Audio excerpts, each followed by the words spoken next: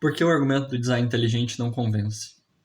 Bem, esse título pode soar quase blasfemo a alguns, né, que associam o argumento do design inteligente à, à própria crença na existência de Deus, né? E só para esclarecer, né, não é um vídeo que negue que Deus exista, não estou dizendo que Deus não coloca ordem nas coisas, né? Mas eu estou dizendo que o argumento do design inteligente não é um argumento bom, né? E que mesmo eu acho que ele pode ser um argumento pernicioso, né? A nossa percepção do modo como Deus cria as coisas, né? E na raiz dele existe um problema muito sério, que é justamente o que eu quero apontar com esse vídeo, né?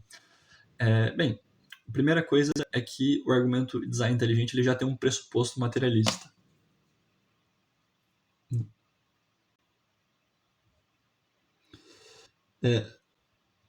Não que ele acredite que só existe matéria, né?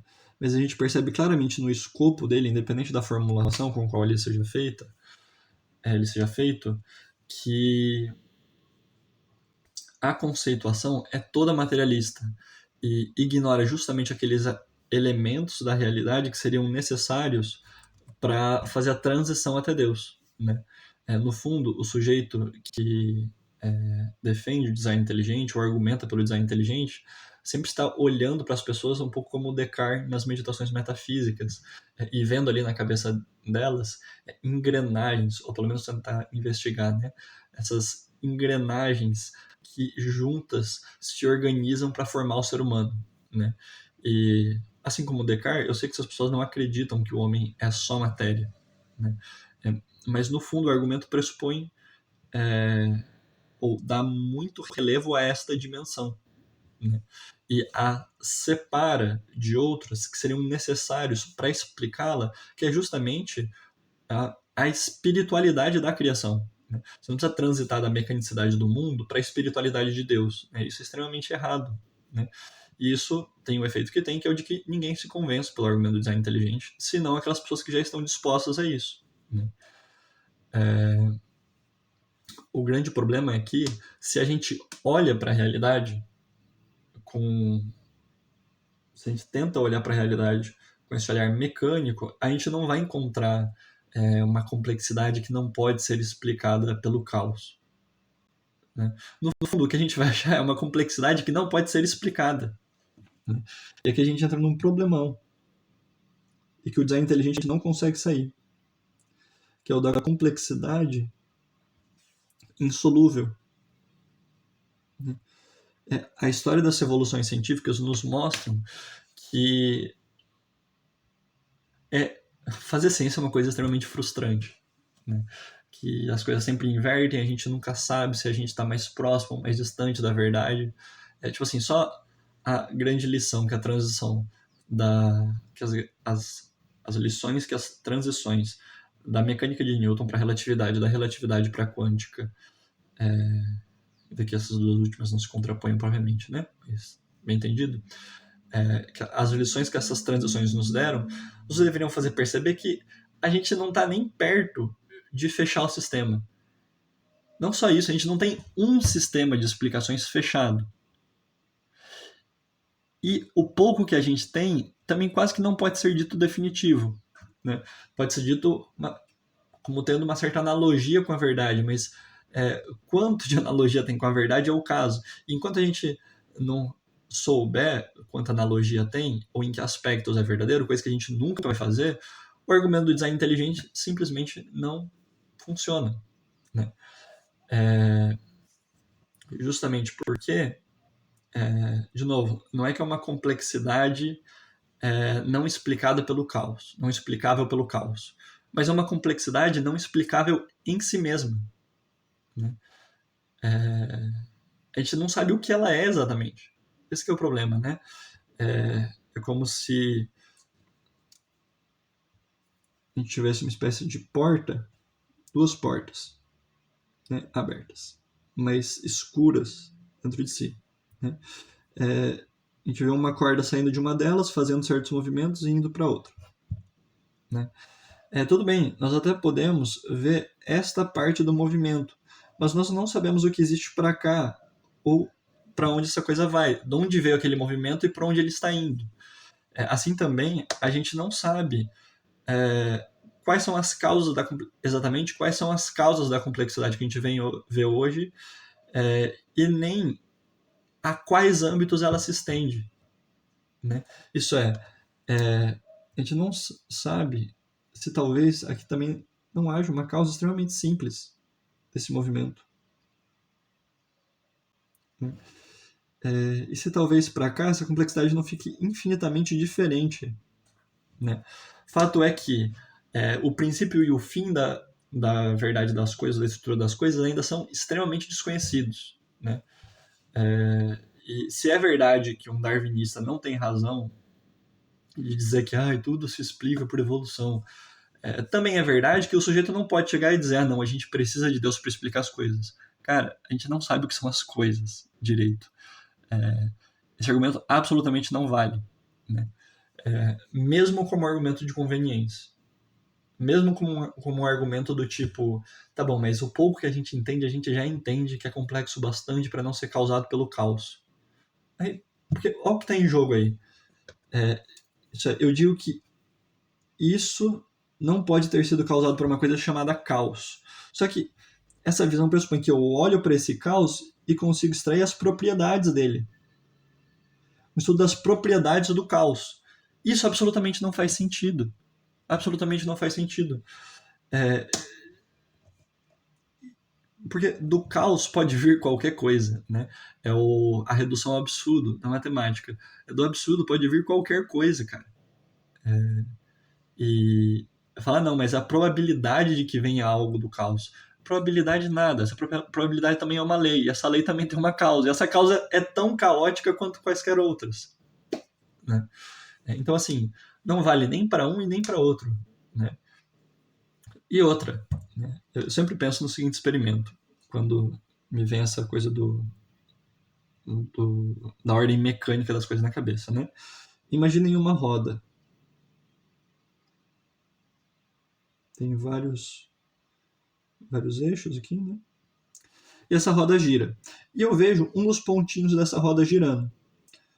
Aí eu falo, o que causou esse movimento desse pontinho? Foi esse pontinho aqui que empurrou ele. E desse? Foi esse. E esse? Foi esse. E vou indo. E esse? Foi esse. E esse? Foi esse. E esse? Foi o primeiro. E aí o sistema fecha. E se a realidade for um sistema fechado? E suponhamos que nós vejamos essa roda girar, mas que na verdade seja uma mão. Opa! Vou pegar uma caneta mesmo, né? Seja uma mão por detrás dessa roda que a esteja girando, né? Eu não vou conseguir inferir que existe essa mão pela análise de cada pontinho em particular, porque o sistema vai ser fechado. No fundo, o que é que vai me fazer deduzir que haja uma mão ali, uma mão inteligente, por assim dizer? A análise do próprio tipo de movimento que ele faz, do sentido deste movimento. Isso sei lá, a mão se mexe como um compasso extremamente complexo, né? A análise do compasso, e não da complexidade do compasso, mas propriamente do sentido dele, né, da expressividade dele, é que vai denotar algo de superior, né, e algo de transcendente, né, que está para além daquela ordem mecânica dos pontos. Enfim, a gente vai falar um pouquinho mais disso, mas antes, a primeira coisa é essa, né? A análise do Intelligent Design pressupõe um estudo das propriedades do caos, e isso é problemático, né? A única via que se teria das propriedades das coisas materiais se chegar à existência de Deus, me parece ser o que fez o próprio Santo Tomás, né, nas 5 vias. Que é uma coisa do tipo, por isso que as 5 vias são, aqui vou ser extremamente parcial, são geniais, né? Quem critica as 5 vias é porque não as entendeu de fato, né? Não que não possa haver uma discussão sobre elas, é claro que pode. Certas precisões a mais que se poderiam fazer, Mas as 5 vias, inclusive as 5 vias do modo como as disse Santo Tomás, já são muito boas e continuam válidas, sem dúvida. O que é que as 5 vias fazem? Elas falam, cara, estamos vendo uma complexidade aqui. Né?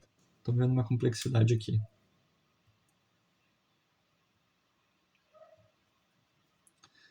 Vamos pegar aqui o exemplo da roda, né? Estou vendo toda uma complexidade aqui, uma riqueza de interações entre pontos, etc. O que as 5 vias fazem é um negócio muito simples. Elas olham para essa coisa e dizem, cara, independente do que causa essa complexidade, do modo como ela se organiza, do que está gerando o quê, fato é, elas precisam de uma causa que esteja para além delas. Né? Inclusive a segunda via é um primor de resolução desse problema, né? Tipo assim, tá bom, você tem um circuito fechado de causalidades aqui. Mas o fato é, nenhuma dessas causas, ou melhor, todas essas causas precisam ser causadas por outras, de alguma forma. Né? Porque elas precisam ter começado em algum momento. Né? E fato é necessário que haja um ponto em algum lugar aqui. Opa, tá. É necessário que haja um ponto em algum lugar aqui que seja o causador. Não necessariamente aqui, né? Mas em algum lugar. Né? E se bem, aqui de modo muito simples, né? Se nenhum desses pontos, se esses pontos têm uma causalidade fechada entre si e nenhum deles pode ser dito primeiro, então o ponto tem que estar para fora. Né? E aí você pode inferir uma mão, ainda que de modo muito genérico, que move essa coisa. Né? E, enfim, de uma propriedade metafísica das coisas físicas, você parte a, de fato, também uma causalidade metafísica. Né? Mas olha esse trajeto. Eu quero analisar isso com calma. Você tem objetos melhor, uma realidade física, você infere uma realidade metafísica dela, e disso você infere também uma causa metafísica. Né? Fato é que as 5 vias fazem isso de modo correto. Né? O argumento do design inteligente ele tenta partir de uma realidade física e chegar a uma causa metafísica sem passar por uma análise correta dessa realidade metafísica da própria coisa. Né? Isso é que é todo o dilema das definições de complexidade dos defensores do design inteligente, que são horríveis, com todo o respeito, não é ofendendo, não é querendo parecer o bonitão, mas são horríveis. Né? E no finalzinho desse vídeo a gente vai comentar o que seria uma alternativa correta a essas definições. Né? Que são assim, definições por agrupamento, né? Por complexidade irredutível. Assim, são umas coisas que no fundo não provam nada. Né? E que não pegam o cerne da verdadeira complexidade da criação. Né? E aqui a gente começa a delinear uma alternativa de resposta. Né? Que é a seguinte, cara. A complexidade da criação, ela não é horizontal. Deixa eu só pegar isso aqui. A complexidade da criação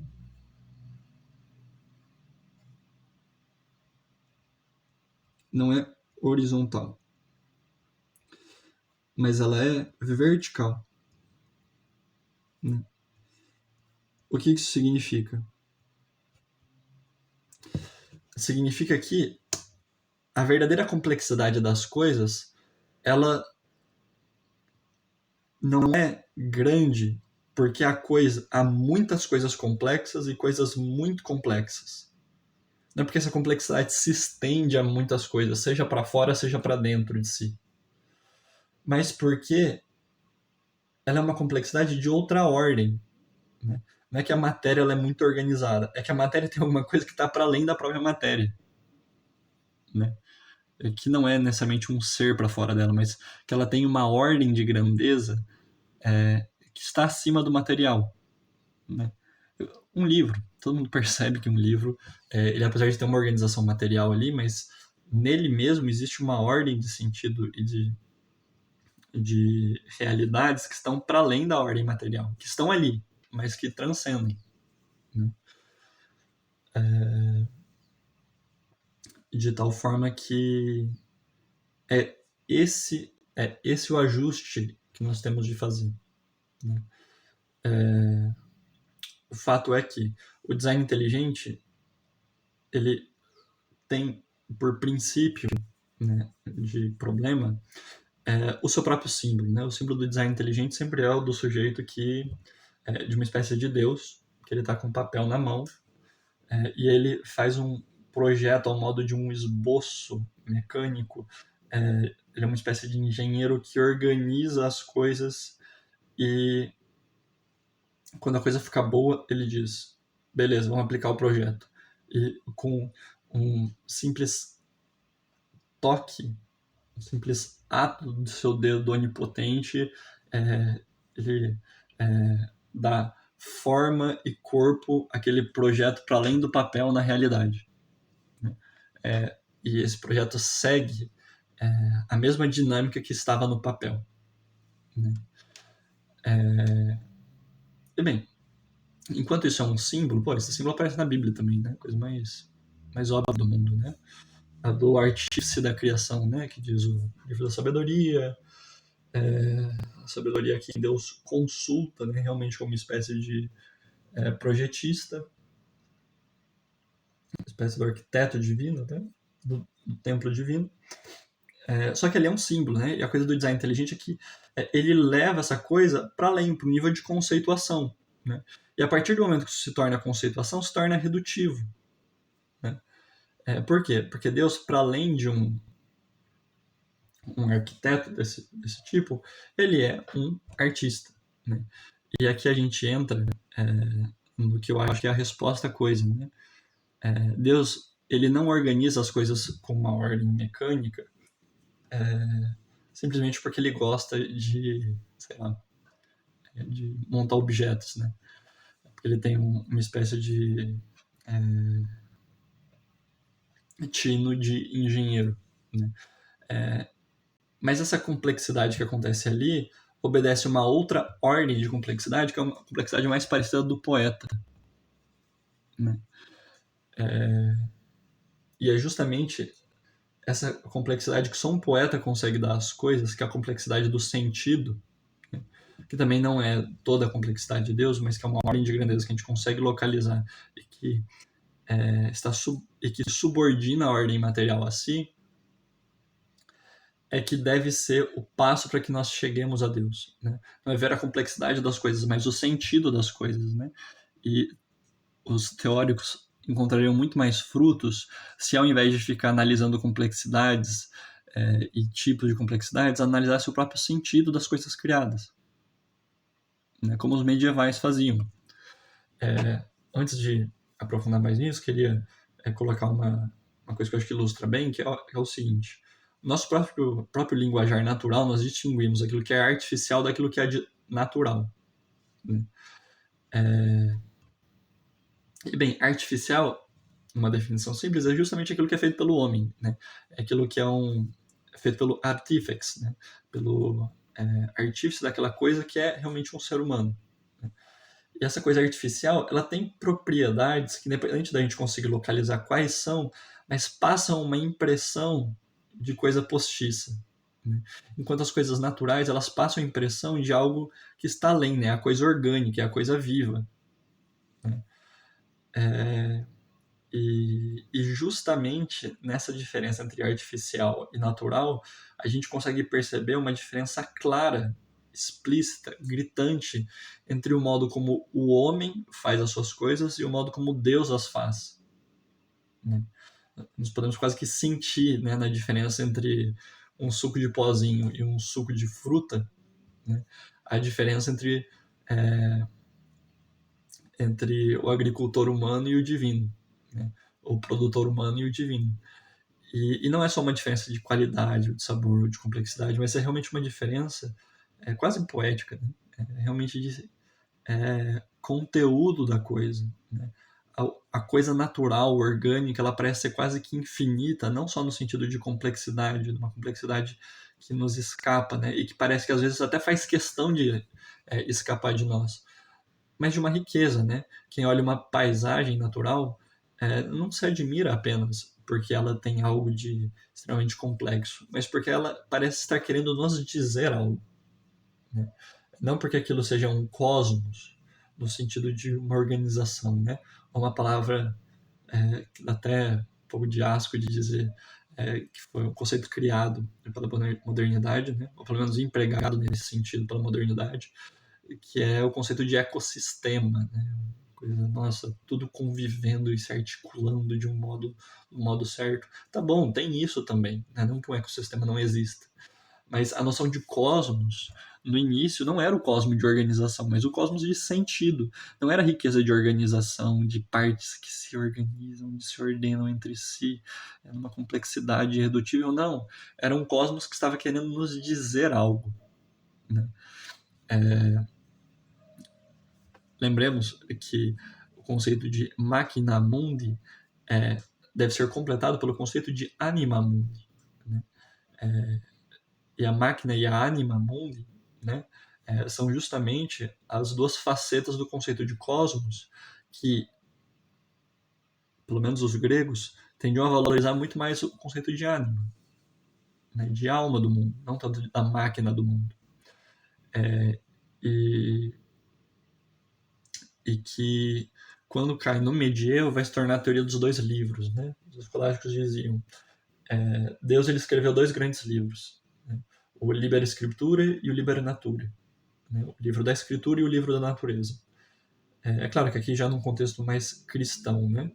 Quando diz do Liber Scripturae. Mas quando eles dizem do Liber Naturae, no fundo o que está em jogo é isso, né? O que é o Liber Naturae? É o livro da natureza, né?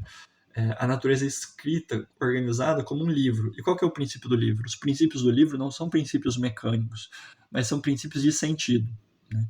É claro que, para não cair no erro que a gente mesmo acusou, se a gente leva essa metáfora muito adiante, como inclusive alguns medievais o fizeram, você tem problemas também. Né? Isso cada ser vivo simboliza uma coisa. Né? Não, não é assim também. Né? Mas enquanto metáfora, né? E uma metáfora que pode ter alguma utilidade para demonstração, a coisa é muito mais potente do que essa coisa mecanicista. Né? Isso é, dizendo de modo mais concreto, você demonstrar a demonstração da existência de Deus faz muito mais sentido pela demonstração do sentido das coisas do que pela organização das coisas, né? Quiçá a natureza, quiçá o choque da matéria com a matéria possa gerar uma engrenagem, né? Mas ela nunca vai originar uma letra, né? Não em seu significado, né? E porque o significado ele justamente pressupõe essa espécie de invasão, né? De fusão entre a ordem material e a ordem do sentido, né? A ordem material e uma ordem espiritual, né? Que é o passo para que a gente faça a transposição do âmbito físico para o metafísico de uma forma alternativa, mas também correta a dos escolásticos, né? Em vez de você ver a ordem metafísica, a ordem física da matéria, para passar para a metafísica, para chegar a um ente metafísico, você olha a ordem física da matéria e vê uma ordem física da matéria, uma ordem metafísica que não está tanto dentro da matéria como nas cinco vias, mas está por sobre a matéria, né? Com um sentido posto ali, né? E que te leva até Deus, né? Que faz pressupor alguém que de alguma forma está expressando aquele sentido, né? No qual a referência daquele sentido esteja, de modo ainda mais concreto, né? Como é que isso acontece bem na prática, né? Quando no nosso dia a dia acontecem milagres, providências, certos, certas percepções de que situações ou de que palavras que nós ouvimos têm um sentido para além daquele que está se realizando ali. Que um fato tenha sentido por si só é uma coisa meio maravilhosa, né? Mas que às vezes a palavra que alguma pessoa nos diz tem um sentido para além da pessoa, do que a pessoa o quis dar, também é. Né? É essa percepção de que há aquilo que a teologia cristã chama de a palavra de Deus nas coisas. Né? Não entendido no sentido fundamentalista, que principalmente a tradição protestante quis dar, mas realmente a palavra entendido como essa coisa do liber natura, né? Uma ordem de sentido inscritas nas coisas. Né? E um ateu poderia chegar ainda e dizer, não, mas essas providências, essas grandes coincidências que acontecem podem ser perfeitamente explicadas por uma complexidade do acaso. E se eu dissesse, um defensor do sentido das coisas, diria prontamente, calma, amigo, calma. Não estou querendo dizer que a complexidade das providências prova que Deus existe. Né? Mas que é justamente o sentido delas. Esse sentido que elas parecem ter e que parecem ser alguém como querendo dizer algo a nós, que dá a entender que existe este alguém. Né? Não é uma análise da complexidade, mas é do sentido. Para de olhar a complexidade da coisa. Perceba se não parece ter um sentido na coisa. Sabe? Lembremos que São João, né, assim como São João para com os milagres de Jesus, assim como o Êxodo para com os milagres de Moisés, não chamam os milagres de milagres, mas de sinais. E a palavra sinal é justamente o termo linguístico para designar as letras, as palavras. As letras não tanto, né? As palavras. Na medida em que elas significam algo. Né? O milagre ele sempre significa algo que está para além dele. Né? Uma providência não é simplesmente Deus mostrando, olha só o arranjo, olha a complexidade de organizações que eu consigo fazer, cara. Não. Tem um sentido para além daquilo. Né? Ela está querendo dizer algo também. Né? E se a gente vai ver na história das grandes conversões, no fundo, ninguém nunca se converteu pelo intelligent design mesmo, né? No máximo se converte a essa espécie de teísmo extremamente frio, né? E que não basta em si mesmo. Pelo contrário, as conversões de fato, aquilo que a gente chama de fé, né? Passam pela percepção de um sentido nas coisas. Né? Não é um contato apenas com as mãos de Deus, mas também com seus lábios. Né? Não apenas com seus movimentos, mas também com suas palavras. Né? E, bem, creio que essa seja uma via que, dizendo como realmente um católico, para católicos e não católicos, não pretendo aqui fazer um fingimento de imparcialidade. Né? Agora, dizendo realmente coisas com conotação quase apologética. Né? No fundo, quando um católico se converte, ou melhor, quando alguém se converte ao catolicismo, é muito mais por coisas assim. Né? E eu acho que procurar aí é algo mais eficaz do que simplesmente ficar caçando complexidade. Né? É claro que isso também nunca vai ser uma demonstração absoluta. Né? Mas é uma demonstração que pega muito mais no âmbito existencial e onde Deus de fato fala. Né? É uma aberração, essa ideia de Deus que nos fala pela complexidade das coisas. Né? Isso daí é conceito moderno. Né? Pelo contrário, o que é comum a todas as tradições religiosas é Deus que fala pelo sentido das coisas. Né? Quando Paulo fala que a beleza das coisas faz inferir o seu Criador, beleza que não tem uma conotação de olha como as coisas são incrivelmente concatenadas. Não, é a beleza como a beleza de um texto.